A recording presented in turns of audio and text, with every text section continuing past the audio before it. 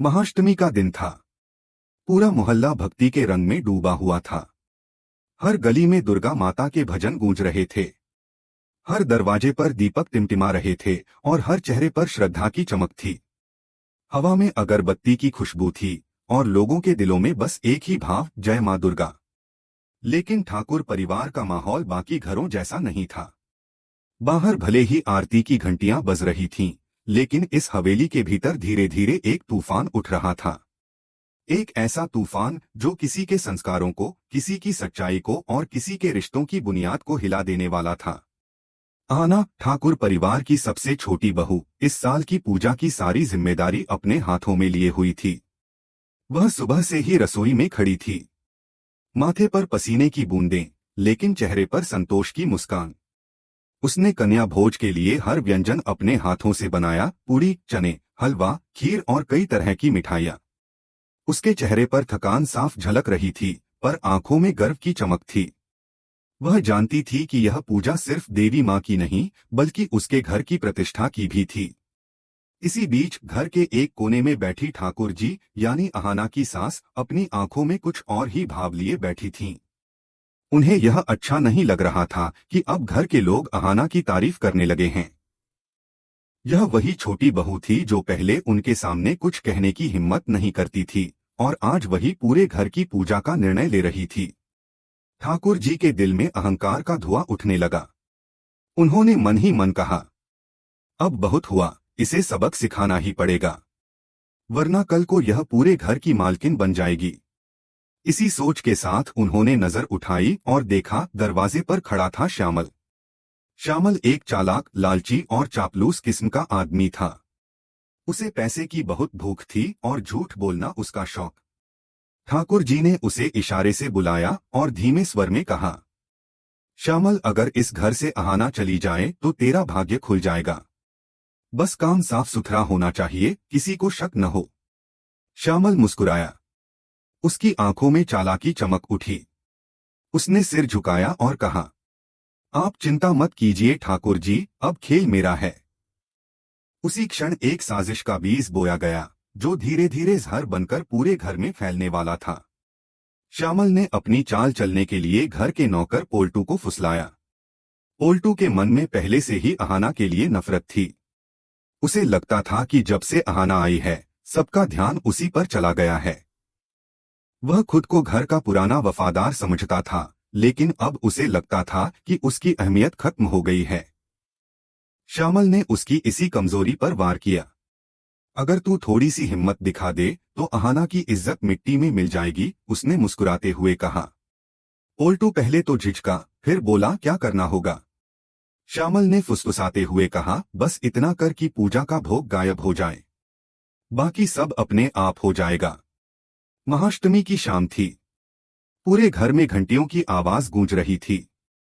सब लोग आरती में व्यस्त थे, बच्चे, औरतें, बुजुर्ग, सबकी आंखें भक्ति में बंद थीं। इसी बीच पोल्टू चुपके से रसोई की ओर बढ़ा। उसने धीरे से चारों ओर देखा, कोई नहीं था। रसोई में बनी मिठाइयों की खुशबू हवा में घुली थी। वह एक पल रुका, फिर धीरे से बड़ा हांडा उठाया जिसमें मां दुर्गा के लिए भोग रखा था। उसके चेहरे पर एक शैतानी मुस्कान फैल गई। वह पीछे के दरवाजे से बाहर निकल गया। उसे पूरा विश्वास था कि जब सबको पता चलेगा कि भोग चोरी हो गया है तो सबसे पहले शक अहाना पर ही जाएगा, और वही होगी सबकी नजरों में दोषी। लेकिन वह भूल गया था, सच्चाई की आंखें हमेशा खुली रहती हैं, बस बोलती देर से हैं। उसी वक्त एक छोटी बच्ची, मिट्टी, जो मोहल्ले में सबकी लाडली थी, अपने मोबाइल फोन से पूजा का वीडियो बना रही थी। उसे क्या पता था कि उसके कैमरे में आज ऐसा पल कैद होने जा रहा है जो किसी की जिंदगी की दिशा बदल देगा। वीडियो में साफ दिखाई दे रहा था, पोल्टू धीरे धीरे रसोई में घुस रहा है और भोग का हांडा उठाकर भाग रहा है। मिट्टी ने तो बस अपनी मासूम खुशी में वीडियो सेव किया और चली गई, लेकिन वही वीडियो आगे चलकर सच्चाई का सबूत बनने वाला था। कुछ देर बाद जब पूजा का समय हुआ और कन्याएं आकर बैठ गईं, तो सबने देखा, भोग का हांडा गायब है। दुर्गा देवी यानी ठाकुर परिवार की बुजुर्ग मालकिन का चेहरा तमतमा उठा। उन्होंने जोर से पुकारा, अहाना बहू। यह क्या हुआ? कन्याएं भूखी बैठी हैं और मां दुर्गा का भोग नहीं आया। अहाना के हाथ कांप उठे। उसके चेहरे से रंग उड़ गया। उसने धीमे स्वर में कहा, मां जी, भोग तो चोरी हो गया है। पूरा घर सन्न रह गया। सबकी नजरों में एक ही सवाल, क्या सच में अहाना इतनी लापरवाह हो सकती है? ठाकुर जी के होठों पर एक तिरछी मुस्कान आई। उन्हें लगा अब खेल खत्म। लेकिन अहाना वैसी बहू नहीं थी जो हार मान ले। उसने आंखों में आंसू रोकते हुए कहा, भोग गया तो क्या हुआ, मां की पूजा अधूरी नहीं रहनी चाहिए। मैं फिर से बनाऊंगी। उसने अपनी तीनों दीदियों को बुलाया और कहा, चलो मां की थाली दोबारा सजाते हैं। सबने मिलकर दोबारा रसोई संभाली। पसीने से लथपथ, आंखों में नींद नहीं मगर दिल में भक्ति थी। घंटों की मेहनत के बाद जब नया भोग तैयार हुआ और कन्याओं को भोजन कराया गया तो पूरा मोहल्ला गूंज उठा, जय मां दुर्गा, जय अहाना बहू। महाअष्टमी का दिन था। पूरा नगर मां दुर्गा की आराधना में डूबा हुआ था। हर गली में शंख की आवाज गूंज रही थी। हर घर में भक्ति का माहौल था। चारों तरफ दीपकों की रोशनी, फूलों की खुशबू और माथे पर चंदन लगाए श्रद्धालु मां के भजन गा रहे थे। लेकिन ठाकुर परिवार के विशाल हवेली जैसे घर में, जहां बाहर से सब कुछ शांत और पवित्र दिख रहा था, भीतर एक तूफान तैयार हो रहा था। आना, ठाकुर परिवार की छोटी बहू, अपने पूरे मन और आत्मा से देवी मां की पूजा की तैयारियों में लगी थी। सुबह से लेकर दोपहर तक वह रसोई में खड़ी रही, कन्या भोज के लिए व्यंजन बना रही थी। पसीने से भीगे माथे पर चुनरी का पल्लू था, चेहरे पर थकान नहीं बल्कि गर्व झलक रहा था। क्योंकि वह जानती थी, यह पूजा केवल देवी मां के लिए नहीं, बल्कि उसके घर की इज्जत और संस्कारों का प्रतीक है। हर सब्जी में, हर मिठाई में, हर निवाले में वह अपना दिल डाल रही थी। घर की औरतें उसकी लगन देखकर दंग थीं। रसोई से आती खुशबू जैसे पूरे आंगन को पवित्र कर रही थी। आना ने थाली में नवरसों का भोग सजाया और मुस्कुराते हुए कहा, मां, आज का दिन हमारा है। आपकी कृपा बनी रहे तो सब ठीक रहेगा। पर उसी घर के दूसरे कोने में जलन और ईर्ष्या का अंधेरा पनप रहा था। ठाकुर जी यानी घर की बड़ी बहू और दुर्गा देवी की भाभी मन ही मन आग में जल रही थीं। जब से अहाना इस घर में आई थी, उनका रौब, उनकी बातों का असर कम होता जा रहा था। अब घर के लोग अहाना की सुनते थे, उसकी राय को महत्व देते थे। ठाकुर जी का अहंकार इस बात को सहन नहीं कर पा रहा था।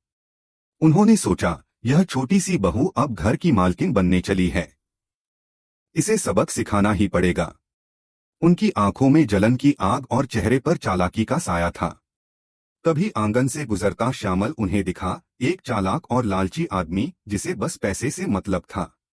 ठाकुर जी ने धीरे से आवाज दी, श्यामल, इधर आओ।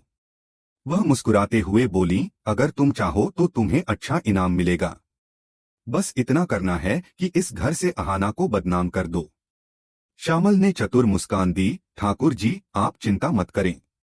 जैसा कहेंगी वैसा ही होगा।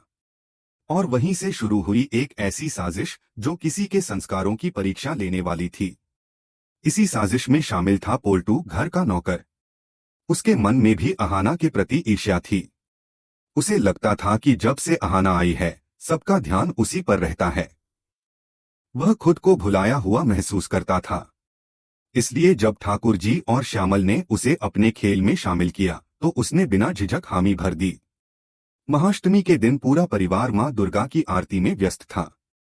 घंटे घड़ियाल बज रहे थे, भक्ति गीत गूंज रहे थे, और उसी बीच पोल्टू धीरे से रसोई की ओर बढ़ा। रसोई खाली थी। उसने चारों ओर देखा, फिर धीरे से भोग का बड़ा हांडा उठाया और पिछले दरवाजे से बाहर निकल गया। उसके चेहरे पर एक शैतानी मुस्कान थी, अब जब भोग नहीं मिलेगा, सबका शक अहाना पर जाएगा और ठाकुर जी खुश हो जाएंगी। लेकिन किस्मत का खेल भी अजीब होता है। उसी वक्त आंगन में एक छोटी बच्ची, मिट्टी, अपने फोन से पूजा का वीडियो बना रही थी। उसे नहीं पता था कि उसका कैमरा एक ऐसी सच्चाई कैद कर रहा है जो किसी की जिंदगी बदल देगा। कैमरे में साफ दिखाई दे रहा था, पोल्टू चोरी करते हुए, हाथ में भोग का हांडा और चेहरे पर मुस्कान। थोड़ी देर बाद जब पूजा का समय आया और कन्याएं प्रसाद के इंतजार में बैठीं, सबने देखा कि भोग गायब है। पूरा घर हड़कंप में आ गया। दुर्गा देवी का चेहरा सख्त हो गया। उन्होंने ऊंची आवाज में पुकारा, अहाना बहू, यह क्या हुआ? कन्याएं भूखी हैं, भोग कहाँ है? अहाना घबरा गई, उसके हाथ कांपने लगे। उसने शांत स्वर में कहा, माँ, मैंने सब तैयार किया था, लेकिन भोग गायब हो गया है। पूरा घर स्तब्ध रह गया। ठाकुर जी के चेहरे पर तिरछी मुस्कान आई। उन्हें लगा, अब खेल खत्म, अब तो यह घर छोड़कर जाएगी। लेकिन अहाना ने खुद को संभाला। उसने तुरंत अपनी तीनों दीदियों को बुलाया और कहा, चोरी किसने की यह हम बाद में देखेंगे। पहले माँ की पूजा अधूरी नहीं रहनी चाहिए। कन्याएं भूखी नहीं जानी चाहिए।